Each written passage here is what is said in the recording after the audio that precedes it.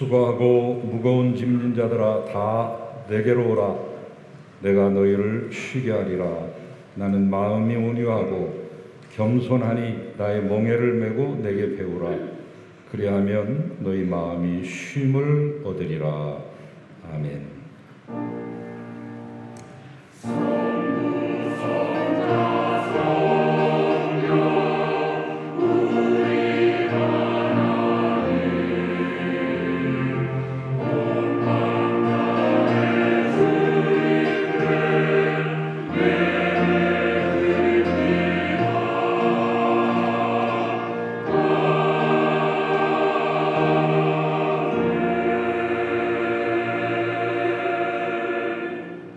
7월의 마지막 주 마지막 날을 맞이하여 하나님께 예배하기 위해 나왔습니다. 지난 시간 동안 우리와 함께 하신 하나님의 귀한 은총을 기억하며 이제 찬양하고 경배하겠사오니 귀를 기울이시고 기뻐하시며 응답하소서. 천군 천사로 하도하소서. 나온 모든 성도들로 하여금 주님의 기쁨 영화의 면류관 되게 하소서. 예수 그리스도 이름으로 기도하나이다. 아멘.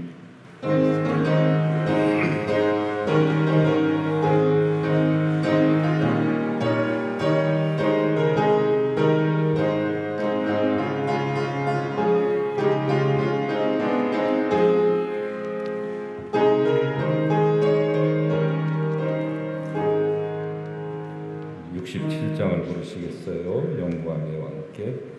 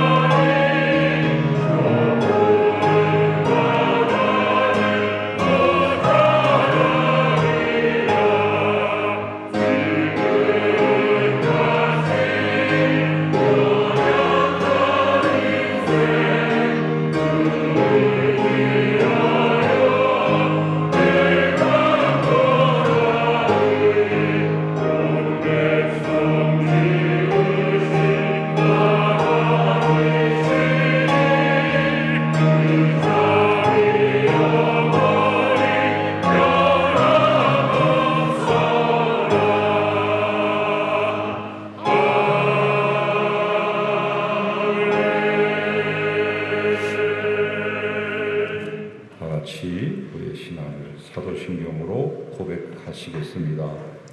전능하사 천지를 만드신 하나님 아버지를 내가 믿사오며 그 외아들 우리 주 예수 그리스도를 믿사오니 이는 성령으로 잉태하사 동정녀 마리아에게 나시고 본디오 빌라도에게 고난을 받으사 십자가에 못 박혀 죽으시고 장사한 지 사흘 만에 죽은 자 가운데서 다시 살아나시며 하늘에 오르사 전능하신 하나님 우편에 앉아 계시다가 조리로서 산자와 죽은 자를 심판하러 오시리라.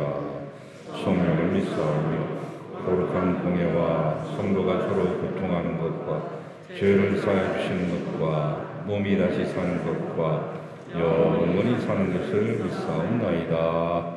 아멘.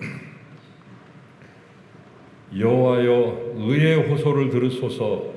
나의 울부짖음에 주의하소서.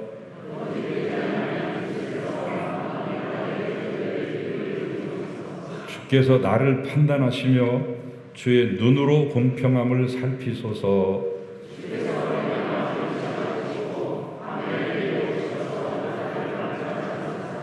흠을 찾지 못하셨사오니 내가 결심하고 입으로 범죄하지 아니하리이다.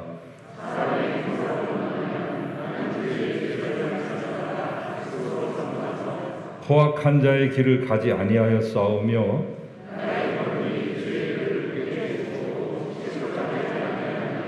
하나님이여 내게 응답하시겠으므로 내가 불렀사오니 주께 피하는 자들을 그 일어나 치는 자들에게서 오른손으로 구원하시는 주여, 이제 우리의 주인 되신 하나님께 우리 죄를 다 같이 고백합시다. 창조주 하나님, 세상의 모든 것들이 서로 다르게 창조되었기에 더욱 아름다운 것과 같이 우리 성도들이 서로 다른 모습으로 그리스도 안에서 한 몸을 이루게 하시니 감사합니다. 하오나 저희는 주님의 창조의 질서를 따라 올곧은 삶을 살지 못하고 점차 세상의 죄악으로 물들어가고 있나이다. 주께서 친히 세우신 법도를 따라 정의와 평화의 일꾼으로 살아야 하건만 자주 세속의 것에 눈길을 주다가 그만 죄악의 열매를 따먹기도 했나이다. 주님께 향유값을 깨뜨린 여인처럼 순수한 마음은 잃어버린 채 그저 내 앞에 놓인 이익에만 몰두했습니다. 그래서 마침내 나만의 위기뿐만 아니라 온 지구촌이 자멸의 위기에 놓여 있나이다. 주님, 저희의 죄악을 사하여 주옵소서. 예수님의 이름으로 기도합니다. 아멘. 이제 나와 하나님만이 아는 죄를 침묵으로 참여합시다.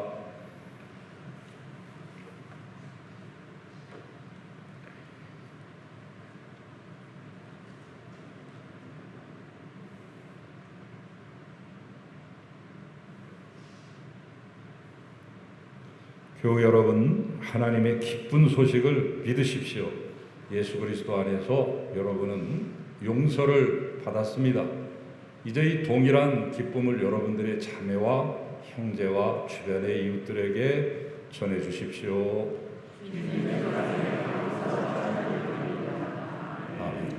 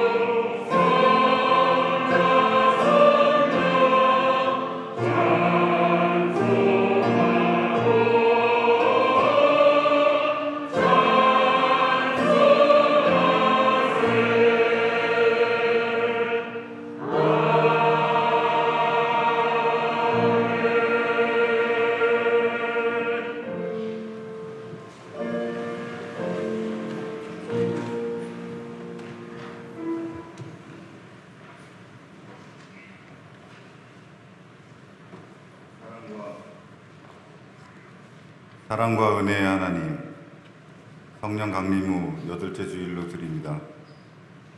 귀한 주일, 이 자리에 모두 모여 주님께 찬양과 경배를 드릴 수 있음에 감사드립니다.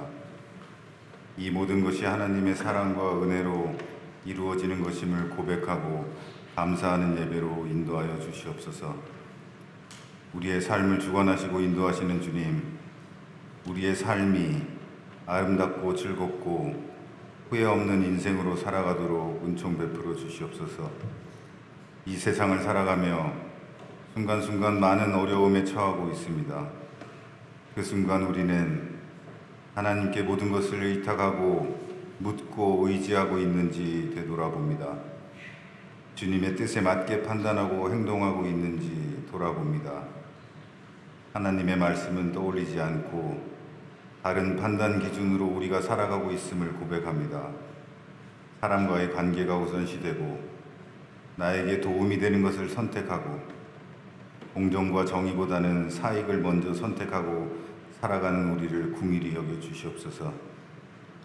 진리가 우리를 자유케 하리라 라는 말씀은 알고 있으면서 그것은 단지 말씀으로만 여기고 솔직하고 진실된 모습을 감추고 살아가는 우리를 불쌍히 여겨 주시옵소서. 우리에게 용기를 주시옵소서. 솔직하게 보여지는 것이 부끄럽지 않다는 것을 깨닫게 하옵소서.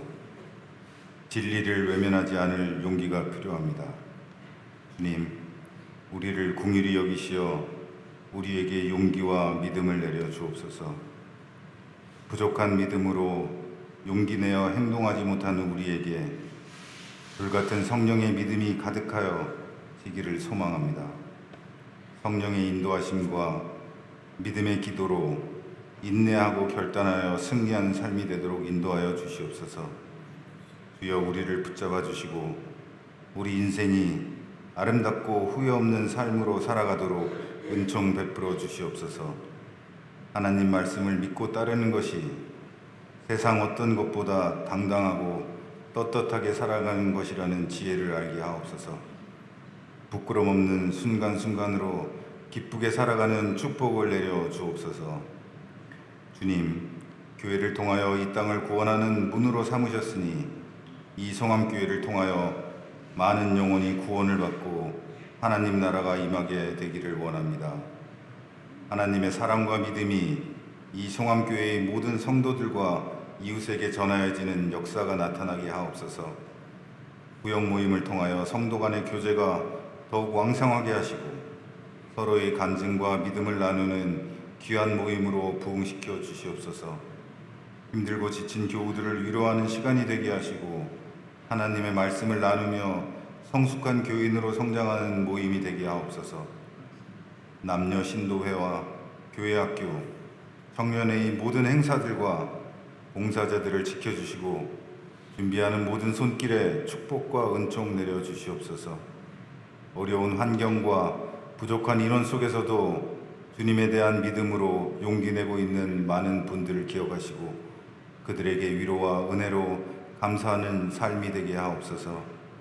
하나님의 위로와 축복이 세상 모든 것보다 귀한 것이라고 믿고 봉사하는 손길들입니다. 그들이 땀과 수고에 기쁨으로 가득한 은총 베풀어 주시옵소서. 무더위 속에서도 성함의 모든 지체들의 건강을 지켜주시고 병환 중에 있는 성도들의 빠른 치유와 회복을 위해 기도합니다. 몸과 마음이 지쳐 아파하는 성도들에게 강한 믿음의 치유의 은사를 내려주시어 속히 건강한 몸과 마음으로 주님의 자녀로 다시 굳세게 설 수 있도록 인도하여 주시옵소서. 이 자리에 각자의 기도 제목으로 주님께 드리는 간절한 기도를 모두 들어 응답하여 주옵소서. 모든 걸 내려놓고 담대하게 나아갈 수 있는 하나님의 응답을 받게 되는 은총 내려 주옵소서. 사정으로 이 자리에 함께하지 못한 성도들, 해외에 있는 교우들, 군 복무 중인 청년들, 이 예배를 기억하는 모든 성도들께도 같은 은총 내려 주옵소서.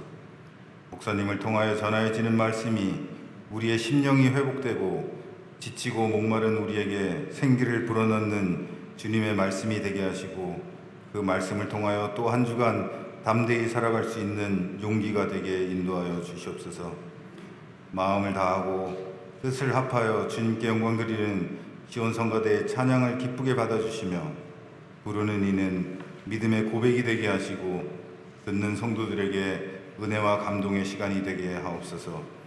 이 모든 말씀 우리의 삶을 인도하시고 항상 동행하시며 우리가 담대히 살아갈 수 있는 믿음과 용기를 주시는 우리 주 예수 그리스도 이름으로 기도드리옵나이다. 아멘.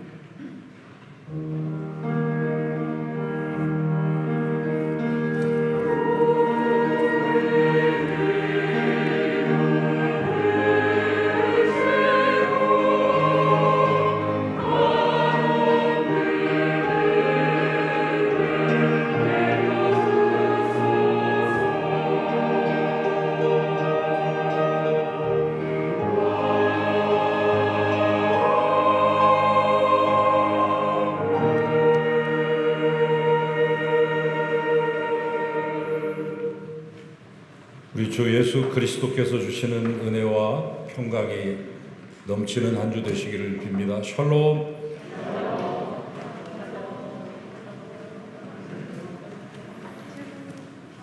우리 오랜만에 함께 예배하게 되는 반가운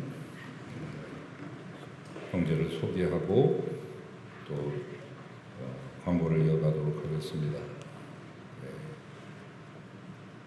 멀리 오스트리아에서 성악 공부를 마치고 이제는 쾰른으로 돌아와서 일하고 있습니다. 쾰른은 이제 노르트라인 베스트 팔렌 지역의 제 첫 번째 가는 도시고 독일 전체로 보면 네 번째 도시고 사실상 독일의 미디어 수도라고도 볼 수 있죠.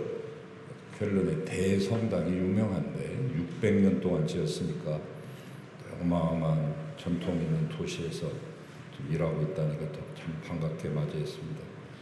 우리 김남일 성도 이제 형제라고 하기에는 이제 중년을 향해서 가고 있기 때문에 우리 교회가 모교회인데 이처럼 참 급히 귀국했는데 예배를 드리기 위해서 왔습니다. 우리 환영의 박수 크게 받으십시오. 감사합니다.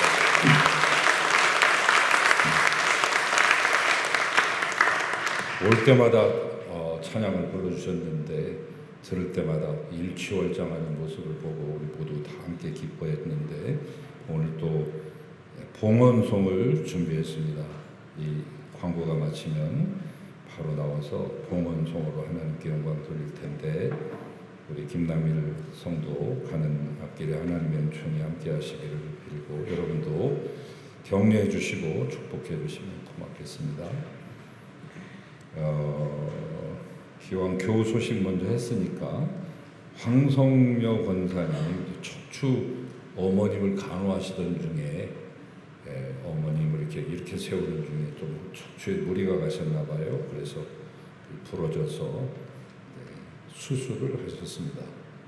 초기에 고생 많으셨는데 엊그제부터 조금씩 좋아졌다고 하는데 빨리 나으실 수 있도록 한 2달 정도 치료하셔야 된다니까 기도해 주시고 수술 후 집으로 돌아오신 이정희 권사님 또 항암으로 투병 중에 계신 우리 주영순 집사님의 부분 되시는 유재삼 성도님 또 우리 김남자 권사님의 장남되는 전대선 집사님을 위해서 꼭 기도해 주시기를 부탁을 드립니다. 다른 환우들도 많이 계시는데 여러분 주보 뒷면에 보면 환우들 명단이 있으니까 꼭 잊지 말고 기도해 주시길 바랍니다. 저는 이번 주에 휴가를 다니고 있습니다. 이사야서 62장까지 성경 통독하시고요. 8월 둘째 주에 있는 송암 함태영 목사님 출판기념 감사예배도 기도해 주시고 그날 많이 참석해 주시기를 바랍니다. 참석하신 분들에게는 저자 친필 사인이 들어간 책 송암 함태영이라고 하는 이 책을 증정해 드리도록 그렇게 하겠습니다. 2학기 장학금 신청 받고 있습니다. 8월 둘째 주까지 목회실로 늦지 않도록 해주시기 바라고 예배 후에 바로 정기당에 모이도록 하겠습니다. 내일은 8월의 첫날입니다. 월삭 새벽 기도회가 있는 날인데 새벽 5시에 이 자리에 모여서 첫 출발을 하나님과 함께 하시기를 바랍니다. 초등부 여름 성경학교가 어제와 오늘에 이어서 이제 마쳐지게 되는데 점심 식사하고 헤어지게 됩니다. 그동안 애쓰신 우리 선생님들께 감사드리고 저도 유년부 할 때 한 프로그램 저도 같이 참여해서 해봤고, 어제도 우리 초동부하고 한 프로그램 참여해서 같이 해봤는데 너무나 유익한 시간이고, 아이들이 얼마나 밝고 힘찬지 큰 기쁨이고 희망이었습니다. 이 아이들을 위해서 축복해 주시기 바라고, 특별히 유년부와 초등부 아이들 밥을 해주기 위해서 더우신 데도 오셔서 손주 밥해 주시는 심정으로 맛있는 밥을 지어주신 우리 권사님 집사님들께 감사를 드립니다. 선생님과 목회자들에게도 감사드리고, 또 장로님들 가운데서도 오셔서 하루 종일 같이 하시면서 진행을 도와주셨던 장로님들, 또 여러분 여러 가지로 성금으로 기도로 후원해 주신 모든 분들께 감사드립니다. 이제 뭐 제2청년회 수련회가 남았습니다만 그 이제 신도회니까 어린이들이 아니니까 교육부 행사는 오늘로 다 마치게 됩니다. 이 모든 걸 다 묶어가지고 여러분에게 영상을 통해서 교회학교, 성경학교 보고 영상을 곧 올려드리도록 그렇게 하겠습니다. 이상입니다. 이제 예물을 드릴 텐데 우리 김남일 성도님 나오셔서 특송으로 하나님께 영광을 드리겠습니다.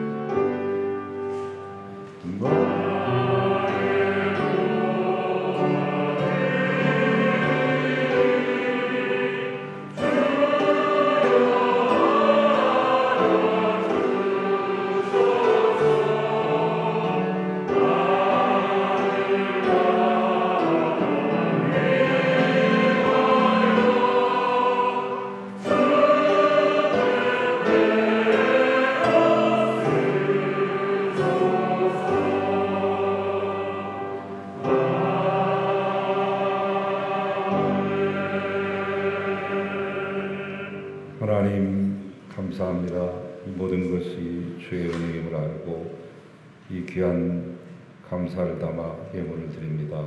받으시옵소서. 범사에 감사하며 강단에 꽃꽂이로 올려드리는 가정도 있습니다. 오랜만에 귀국에서 목요에서 아름다운 찬양으로 하나님 앞에 찬양으로 영광 돌린 귀한 형제의 찬양도 금양로에 담으시고 흠양하시고 연락하소서. 하나님, 예물이 쓰여지는 곳곳마다 하나님의 영광과 주의 뜻이 펼쳐지게 하시고 주님의 나라 세워지게 하소서. 죽어가는 심령들 건져내게 하소서. 자라나는 다음 세대들 길러내게 하소서. 예물을 바친 가정과 또한 모든 그들의 가족들과 하는 모든 일들을 위해 인생의 걸음걸음과 여정 가운데 함께 하시고 동행하시며 근심을 겸하지 않는 참된 복의 사람들 되게 하시고, 특별히 이런 질병과 역병의 시대에 생명싸개로 이들을 감싸주시고 이들을 안위하여 주시옵소서. 예수 그리스도의 이름으로 축복하고 기도하나이다. 아멘.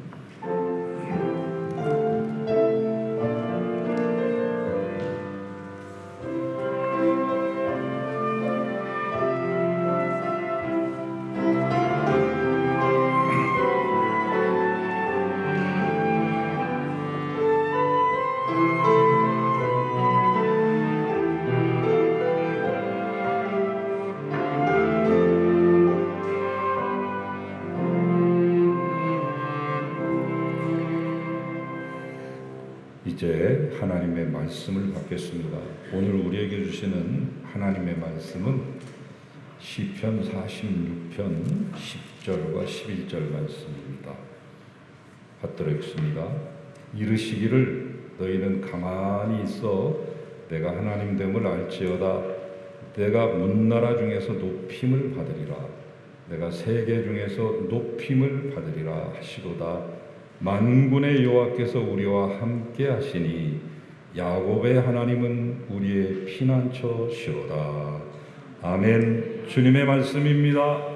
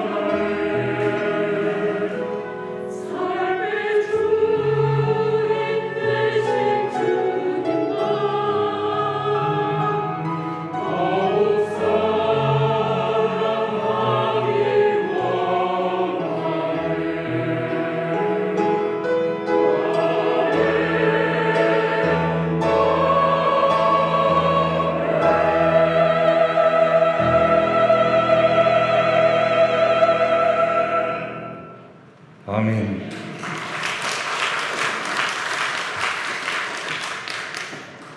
주님 귀한이 찬양 받으시옵소서. 주님만 사랑하고 더욱 사랑하기 원하는 간절함을 담아 하나님 앞에 열망하며 귀한 찬양 올렸사오니 응답하시고 기쁨 가운데 거하시며 영광 중에 거하시옵소서. 이 아름다운 찬양을 정성껏 준비한 그래 올려드린 사랑한 시온 성가대 한없는 은혜의 평강의 평강 복의 복을 더하시고 오늘 말씀 앞에 겸손히 머리 조아리며 주여 말씀하시옵소서 하며 기다리는 사랑하는 모든 성도들 가운데 함께 하시고 말씀이 옥토에 뿌려진 씨앗처럼 100배, 60배, 30배 열매 맺게 하소서. 부족한 종 신원을 운반하는 통로에 불과합니다. 사용하여 주소서. 예수 그리스도 이름으로 기도하나이다. 아멘.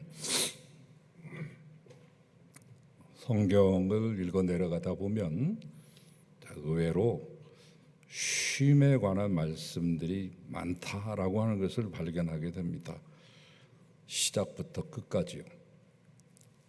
창세기 1장에 천지 창조를 기록하신 후 바로 이어지는 창세기 2장 1절과 2절에 천지와 만물이 다 이루어지니라 하나님이 하시던 모든 일을 마치시고 일곱째 날에 안식하시니라 이렇게 기록이 되어 있습니다. 시작부터 쉼이 나오죠. 그리고 요한계시록 맨 마지막 장인 요한계시록 22장 즉 성경의 마지막 장이 되겠습니다. 거기에도 장차 주님 다시 오시는 날 새하늘 새 땅 열리고 거기서 영원한 안식을 누리는 것에 대한 말씀들이 기록되어 있습니다. 금방이라도 우리 손에 잡힐 듯 아주 생생하고 디테일하게 말입니다. 어디 그뿐입니까? 예수님의 말씀 중에도 수고하고 무거운 짐진 사람들아 다 내게로 와라 내가 너희를 편히 쉬게 해주마 이런 말씀도 있지 않습니까? 즉 성경은 처음부터 끝까지 쉼에 대하여 혹은 안식에 대하여 끊임없이 기록하고 있는 책이라고 말해도 그리 지나친 표현은 아니겠습니다. 우리가 쉼의 반대말을 생각할 때 여러 가지 개념들이 나올 수 있지만 쉽게 생각하면 쉼의 반대말은 일이죠. 그래서 일이라고 하는 말도 성경에 그 못지않게 많이 등장하는 것을 발견할 수 있습니다. 세 본분의 말로는 한 200번 넘게 일이라는 단어가 등장한다고 그래요. 단 한 번 나오는 단어나 이름도 많잖아요. 성경의 지명 언제 제가 시간이 되면 이제 인물을 가지고 말씀드리고 그 밖에 뭐 식물이나 동물 또 생활 풍습 지금 거의 하고 있습니다만은 시간이 되면 지명을 한번 하고 싶어요. 근데 지명은 한 1000개 이상이 나와요. 그래서 제가 재직 기간 중에 다 끝낼 수 있을지는 몰라서 자신이 없어서 아직 시작을 못 하는데 시작했으면 끝을 봐야 되잖아요. 그런가 하면 인물 성경에 나오는 인물의 이름이 2197명 이상이 나옵니다. 그런데 딱 한 번씩만 등장하는 이름들이 대부분이잖아요. 중복해서 나오는 것은 그리 많지 않은데 유독 일이라고 하는 단어는 200번이나 연거푸 중복해서 나온다는 사실, 그만큼 중요하다는 뜻이죠. 사실 성경에 가장 먼저 등장하시는 우리 하나님의 모습, 그 포즈, 제스처는 뭐냐면 일입니다. 일하시는 모습이에요. 천지를 창조하는 것 자체가 일이잖아요. 뭔가를 만든다는 것 자체가 창작행위고 일 아닙니까? 그 다음에 인간들에게 명령하셨는데도 인간들에게도 일하라고 하는 사명을 주셨어요. 그것이 그 이름도 유명한 창세기 1장 28절에 cultural mandate 또는 creation mandate라고 말하는 문화적 명령 또는 창조 명령이라고 거창하게 이름을 붙이는 건데 거창할 거 없어요. 일하는 겁니다. 얘들아 생육하고 번성하여 땅에 충만하거라. 이 땅을 정복하거라. 하늘과 이 땅과 저 바다에 다니는 모든 움직이고 살아 숨쉬는 그 생명체들, 생물을 잘 다스려 보거라. 일에 대한 명령이죠. 뿐만 아니라 일은 하나님께서 인간에게 주어 주신 그 축복의 도구입니다. 도구, 통로이자 도구. 사람은 일을 통해서 자아를 실현하는 것입니다. 즉 일을 통해서 내 재능과 가치와 역량을 발견하게 됩니다. 보람되죠. 일을 통해 사람 간의 교제와 교통이 이루어집니다. 그 재미도 쏠쏠하죠. 어디 그뿐입니까? 사람은 일을 통해 생활에 필요한 경제적인 유익을 얻습니다. 꼭 먹고 알 먹는 것이죠. 그리고 그 일을 이룬 후 맛보는 성취감과 기쁨은 또 얼마나 큽니까? 금상첨화죠. 그러니 일이 하나님의 축복이 아니고 무엇이겠습니까? 그러나 일이 곧 사명이자 복인 것만은 아니더라고요. 창세기 1장과 2장 불과 한 장을 넘어가면 3장으로 넘어가게 되면 금방 바뀌어요. 일이 축복이자 사명이었는데 바뀌어요. 불과 한 장 사이에 우리의 할아버지 할머니들이 죄를 범함으로, 아담과 하와가 죄를 범함으로 사람은 마침내 일에 얽매이게 되었습니다. 일을 떠나 생존할 수 없는 존재가 되어버린 것이죠. 아담과 하와의 범죄로 인해서 일이라고 하는 존재가 고통스러울 정도로 가혹한 것이 되어버리고 만 것입니다. 창세기 3장 19절에 보면 그 일의 성격을 알 수 있는데, 아담아 너는 얼굴에 땀을 많이 흘려야 열매를 먹을 것이야. 너는 흙에서 왔은즉 흙으로 돌아갈 것이니라. 이렇게 말씀하죠. 이와 같이 처음에는 사명과 축복으로 주어졌던 일이 타락 이후에 저주와 징벌로서의 노동이 되었고, 그때부터 사람은 이를 벗어날 수는 없는 존재, 즉 일에 매이는 존재가 됩니다. 때로는 일이 우상이 되기도 해요. 그 일이 뭐라고? 그래서 어떤 사람은 워커홀릭, 일 중독자가 되어버리기도 합니다. 그래서 하나님은 성경의 처음부터 마지막까지 그리고 중간중간에 쉼에 대해서 끊임없이 말씀하셨고, 그 쉬는 모습에 대해서 예수님이 샘플로 보여주잖아요. 제자들과 함께 놀고 쉬는 모습을. 예수님 막 열심히 일만 하신 거 아닙니다. 필요할 때는 가서 제자들하고 가서 갈릴리 호숫가에서 고기도 잡으시고 요단강가에 발도 담그시고 첨벙첨벙 하면서 제자들과 함께 그러한 쉼을 즐기시기도 했죠. 그래서 하나님은 우리가 이 일에 얽매이 있는 존재임을 알고 쉼에 대해서 말씀하셨고 또 영원한 안식까지 약속하신 것이죠. 현대인들은 대부분 도시의 소음과 삶의 분주함 속에서 살아갑니다. 끊임없이 반복되는 생활을 하고 있는 것이죠. 그래서 너도 나도 다 타령을 합니다. 탄식을 합니다. 쉴 틈이 없다고. 모든 생명체는 휴식을 필요로 하는데, 여러분 이 시대를 관통하고 있는 그 핵심 어를 알려고 하면 이 젊은이들이 하는 말을 또 잘 아셔야 되고, 그들이 만들어낸 문화와 트렌드를 잘 이해해야 현상을 파악하고 미래를 예측할 수 있는데, 바야흐로 이 디지털 시대를 이끌어가는 MZ 세대들의 그들의 라이프 스타일, 그들의 키워드라고 할 수 있는 것, 이전부터 30년 전부터 있었던 그런 용어이긴 하지만 링크족이라고 하는 것이 있죠. 수입은 2배로 그러나 자식은 낳지 않고, 부부가 열심히 뼈 빠져서 일하는데 자식은 안 낳으면서 기르는 딩크족도 있고 듀크족도 있죠. 부부가 같이 일거리를 가지고 있는데 자식은 가지고 있는 듀크족도 있습니다. 파이어족도 있습니다. 파이어라고 하는 것은 재정적인 그런 안정과 이 독립을 취함으로 말미암아서 이 은퇴의 시기, 리타이어, 은퇴의 시기를 앞당긴다라고 하는 거죠. 최소한 30대 후반에서 40대 초반까지 나는 반드시 은퇴할 거야. 조기 은퇴하고 말 거야. 꼭 이렇게 말하고 그렇게 생활하고 거기를 향해 달려가는 족속들이 파이어족입니다. 그리고 그에 못지않게 유명한 것이 욜로족 아니에요. You only live once. 네 삶은 이 생에 딱 한 번뿐이야 라고 하는. 그래서 하고 싶은 거 다 해 그런 뜻입니다.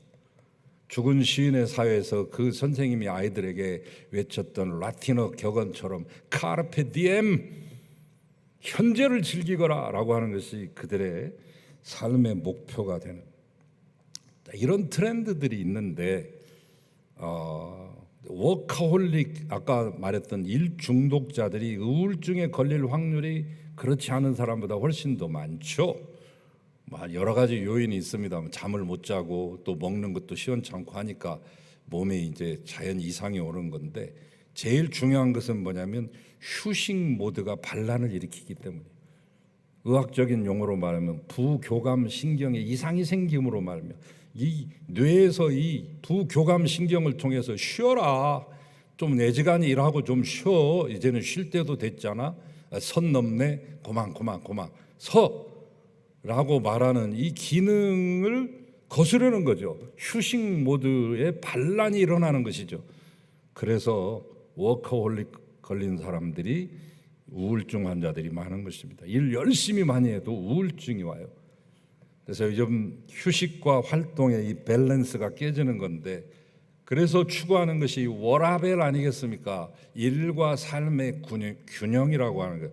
Work and life balance. 이 앞에를 따가지고 워라밸 하는데, 1970년대 후반 독일에서부터 유행했던 말이 지금 50년 되니까 우리나라에 와서 조금 유행하고 있네요. 욜로족도 훨씬 전부터 유행했던 건데 뒤늦게 우리가 수입하는 것입니다. 선진국들이 거쳤던 것을 다 지금 뒤늦게 20, 30년 뒤늦게 수입해서, 어떤 것은 50년 뒤늦게 수입한 겁니다. 워라밸이 됩니까? 사람에게 꼭 필요한데 정작 누리지 못하고 잃어버린 것 중에 하나가 쉼입니다. 사람은 쉬어야 됩니다. 쉬기 위해서는 서야 되고 숨을 쉬어야 되고 그리고 쉬어야 됩니다. 한참 제가 우리 교역자들한테 써준 글이 있는데, 몸과 말을 같이 합친, 몸과 맘과 말을 합친 무암 또는 무알, 이 말을 제가 우리 교역자들한테 준 적이 있는데, 요 근래는 쉼을 줬습니다. 숨, 쉼, 섬을 세 개를 합친. 여러분, 바닷가에 떠 있는 섬의 이름이 왜 섬인 줄 아십니까? 순수 우리말인데, 그리 지나가던 배, 조업하던 배들이 풍랑을 만나거나 좀 지치거나 하면 서는 곳이다 이 말이에요. 섬, 말 그대로 섬이 있어야 쉼이 시작되는 거죠. 섬, 그리고 숨을 내쉬는 숨, 그래야 쉼이 오는 것인데, 이 모든 것은 쉬어야만 온 몸과 영혼이 새롭게 되도록 창조되어 있기 때문에, 원래 우리가 그렇게 디자인되어 있기 때문에 그렇습니다.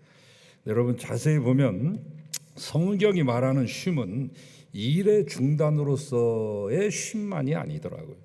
성경은 아무것도 하지 않고 쉬는 것만이 쉼이 아니라고 말하면서 또 하나의 새로운 개념을 내놓습니다.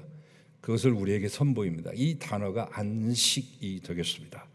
안식, 메누하, 나를 쉴 만한 물가로 인도하시며, 제가 4년 전 이맘때 여러분에게 설교했던 내용입니다. 시편 23편의 말씀, 우리가 누리는 안식은 메누하의 안식이다. 하나님도 이 메누하의 안식을 누리셨잖아요. 저는 이 설교를 준비하면서 처음으로 깨달은 게 있어요. 여러분은 이미 깨달으셨는지 모르지만, 하나님이 제 6일까지만 일하신 게 아니고 7일에도 쉬셨지만 쉬시는 중에도 일하셨구나. 무슨 일? 맨우화를 만드는 일을 하셨다.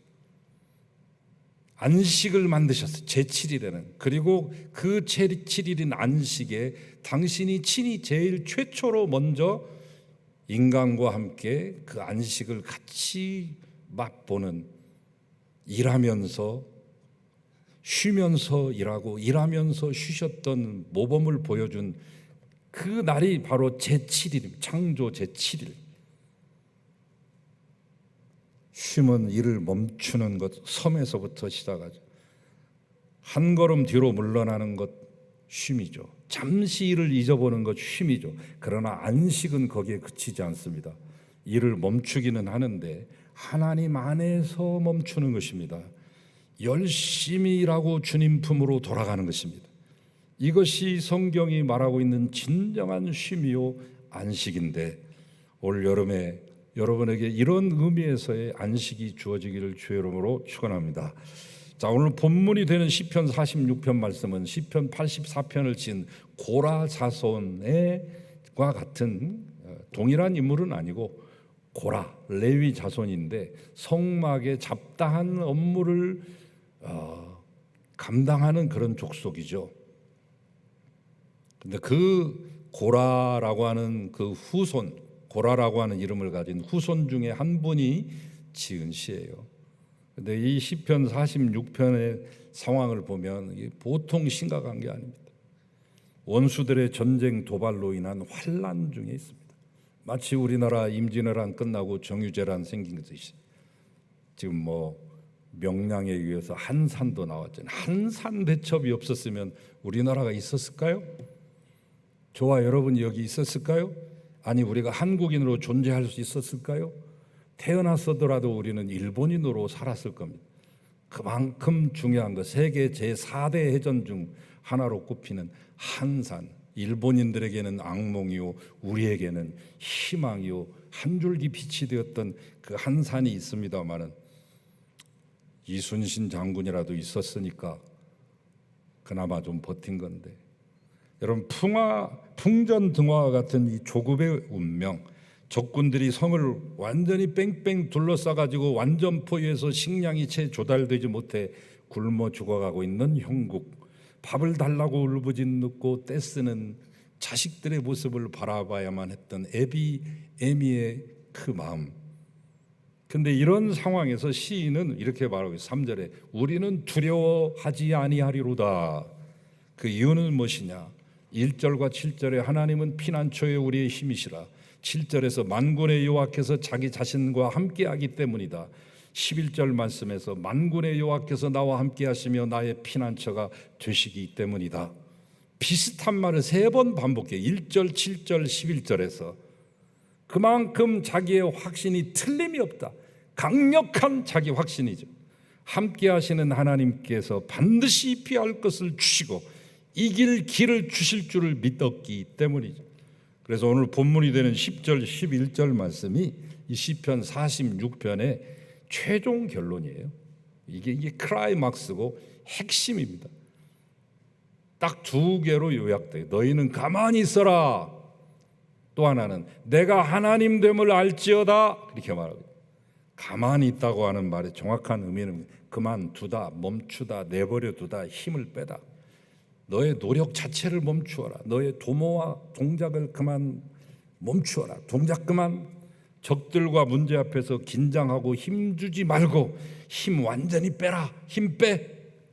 만물의 통치자요 재판관인 나 하나님이 세상들의 나라와 군왕들을 직접 다스리마 친히 조치를 취하겠다. 내가 몸소 이 모든 상황을 정리하겠어 라고 하는 선언이 있었고 그에 대한 시인의 확신이 있었기 때문에 10절과 11절이 탄생한 것이죠. 여러분, 우리는 하나님 앞에서 침묵할 때 비로소 말씀하시는 하나님의 음성을 들을 수 있습니다. 똑같이 하나님하고 똑같이 같이 말하기 시작하면 하나님도 우리 말귀 못 알아듣고 우리도 하나님 말씀 못 알아듣습니다. 한쪽이 말할 때는 귀를 열고 입을 닫고 들어야 됩니다. 우리에게 이 훈련이 부족하기 때문에 내 말만 하는 식이 되었고 귀는 닫고 입만 열기 때문에 말씀하시는 하나님의 음성을 듣지 못하고 왜 침묵하십니까? 이 침묵 언제까지예요? 언제까지 침묵을 지속하실 겁니까? 이따위 소리 하는 거죠. 우리가 침묵해야 하나님의 말씀이 들려오는 거예요. 우리가 침묵해야 비로소 하나님이 말씀하시고, 우리가 침묵해야 비로소 그분의 음성이 들려오는 것입니다. 그리고 주님의 능력과 성령의 기름 부으심을 덧입을 수 있는 것이죠. 지난 7개월 동안, 길게는 지난 2년 6개월 동안 우리는 코로나와 싸우고, 그리고 일과 사람들, 사건들 속에 파묻히고 이리 치고 저리 쳐서 너무 지쳤습니다. 하나님을 제대로 바라보지 못하고 살아왔습니다. 오늘 본문처럼 적들이 사방을 에워싸고 공격해오며 사도 바울이 묘사했던 것처럼, 서신서에서 말씀한 것처럼 우리가 사방으로 우겨쌈을 당한 것 같은 삶이었을 것입니다. 아니, 그 삶의 연장선상에 있습니다. 그런 여러분을 향해 오늘 성령은 뭐라고 말씀하십니까? 모든 것 멈추어라. 내가 하나님 됨 알지어다. 휴가라고 하는 것은 이제 아무것도 하지 않는 것을 말하지는 않습니다. 휴가 전문가들은 오히려 아무것도 안 하면 나중에 복귀했을 때 그 일에 지장만 주고 몸이 더 축날 수도 있다. 그렇게 말하면서 몰입할 수 있는 좀 뭔가를 해봐라. 취미활동, 낚시도 좋고 바둑도 좋고 등산도 좋고 새로운 운동을 배우는 스포츠도 좋으니 해봐라. 이렇게 적극 추천하죠. 그러나 그마저도 확실하진 않습니다. 아마 우리 가운데 그런 시간조차 가지지 못한 분도 많이 계실 것입니다. 대한민국의 대부분의 사람들이 그만한 여가나 그런 짬을 갖기가 쉽지 않은, 녹록치 않은 삶 가운데 삽니다. 설령 가능하다 하더라도 낚시와 운동이나 영화나 취미 활동이 진정한 안식을 제공할 수 있을까요? 그것은 우리에게 궁극의 안식을 제공하지 않습니다. 그러나 분명한 것, 오늘 본문 말씀대로 여러분이 하나님 앞에 가만히 서는 것, 모든 것 멈추고 하나님과 그분이 하시는 일을 바라보는 것, 즉 하나님께 몰입할 때, 예수 속으로 빠져들 때 진정한 안식이 가능하게 되고, 그 안식은 여러분의 것으로 주어지게 되는 것입니다. 누군가 쉼의 의미를 한자 이 휴가라고 하는 것을 가지고 풀이를 했더라고요. 근데 휴가는 문자 그대로 말하면 쉴 틈 아닙니까? 그러나 단순히 휴자라고 하는 것, 가자라고 하는 것, 휴가라고 하는 말에는 그렇게 평면적이고 일차원적인 것만 얘기한 것이 아니라, 휴자를 원래 한자로 쓰게 될 때 사람이 나무 밑에 여유롭게 지낸다. 누워있든 엎어져 있든 앉아 있든 뒤로 제껴 있든 간에 여유롭게 나무 밑에서 지낸다.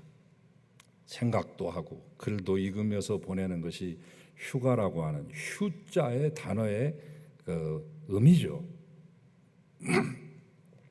여러분께서 4년 전에 우리 당회와 우리 성도님들이 배려해 주셔서 제가 목회 시작하고 처음으로 안식년을 가질 수 있었습니다. 지금도 여러분께 감사를 드립니다. 생각하면 좀 행복한 시간이었습니다. 저 혼자만이 오롯이 가질 수 있는 시간을 한 달을 가졌다고 하는 것도 일생에 있을 수 없는 것인데, 제주도 가면서 이제 웬만한 올레길은 거의 돌았어요. 오름은 360개가 넘으니까 오름은 다 돌지는 못하고 시간상 안 되고 대표적인 것들만 올랐죠. 근데 이거 완전 땡볕이니까, 이때 제가 도른 거 아닙니까? 한 10kg 그래서 빠졌는데 얼굴은 타고 너무 힘들었어요. 하루에 4시간 내지 6시간 도는 게 쉬운 일은 아니더라고요. 그런데 숲풀 속에 들어갈 때는 행복했어요. 나무 밑에 있을 때. 제주도에 절물 휴양림도 있고 서귀포 휴양림도 있고 자연 휴양림, 또 검은 오름 쪽으로 가면 또 숲풀이 잘 형성이 돼 있더라고요. 그리고 사려니, 성스럽고 신성하다는 말이에요. 사려니 숲도 삼나무 숲에서부터 아주 참 좋은 절경을 이룹니다. 그러나 제가 좋았던 것은 비자림이었습니다.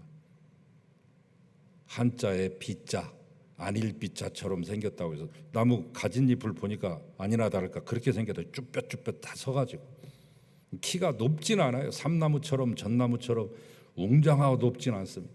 웅장하고 쭉쭉 뻗은 것은 자기 혼자 잘난 것 같아요. 나하고는 너무나 이질감이 느껴. 그늘을 주는 것은 고마운데 왠지 가까이 하기엔 먼 당신과 같은데 비자림 숲에 들어가니까 규모는 작았습니다. 한 1.5km, 그다음 폭은 0.6km 이 정도 되니까 타원형을 이루는데 싹 한 바퀴 30분 안에 돌기 딱 좋죠. 500년 내지 800년 된 이 비자 나무들이 서로 손을 잡고 다 있는 거 이렇게 서로 연결되어서 겸손하게 그리고 연합하여서 연결되어 있는 그 숲의 터널을 지나갈 때 내가 바로 비로소 나무 그늘 아래 있다라고 하는 것을 실감하고 절감하게 됐습니다. 여러분, 휴가라고 하는 말이 나무 밑에서 여유로운 시간을 가진 것이라고 할 때 번뜩 떠오르는 게 계십니까? 어떤 분은 그게 번뜩 떠올랐나 봐요. 그래서 한자의 이 나무를 영적으로 해석해서 예수님이 달리신 십자가라고 그렇게 해석하시더라고요. 그럴듯하더라고요. 때로는 육체의 힘이 실제 나무 그늘 안에서도 이루어지지만 궁극적으로 우리의 영혼의 쉼은 십자가 밑에서의 참된 쉼이 있습니다. 저는 415장을 늘 이 전개되는 음악의 이 가락, 멜로디 또는 하모니 이런 쪽에만 집중하면서 좋아했어요.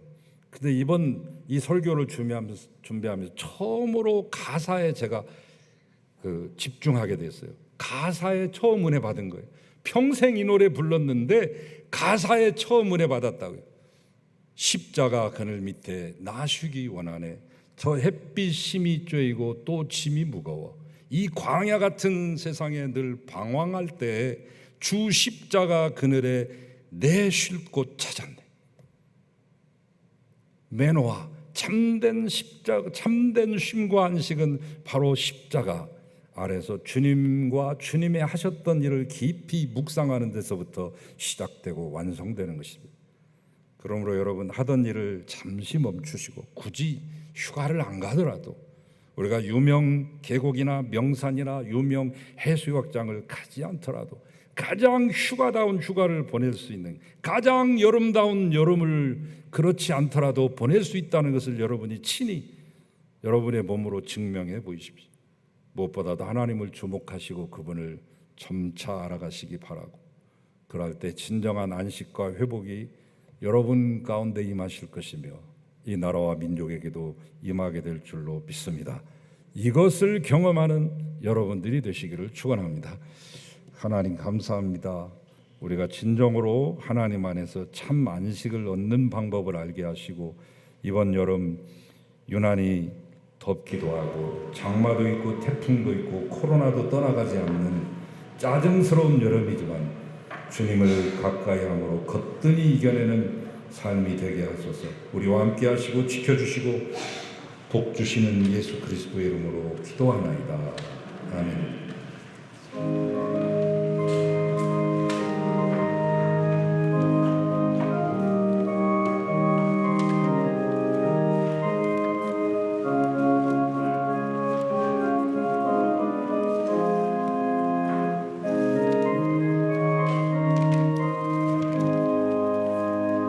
오란 내 영혼 편히 쉴 곳과 풍랑이라도 안전한 폭우 폭풍까지도 다스리시는 그의 영원한 팔을 위해 주의 영원하신 팔 함께하사 항상 나를 붙드시니 어느 곳에 가든지 요동하지 않으면 주의 팔을 의지하리라. 세상 친구들 나를 보여도 예수님 함께 동행하고 주의 은혜가 충만하리니 주의 영원한 팔을 위해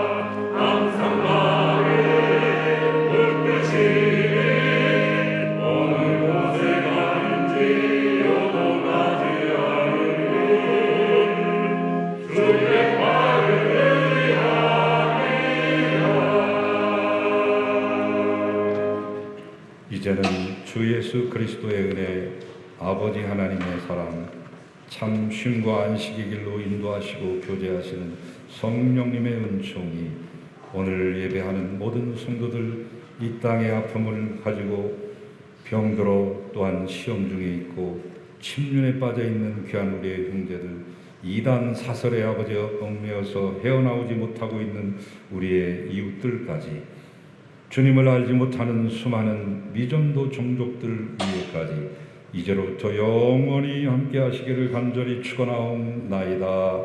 아멘.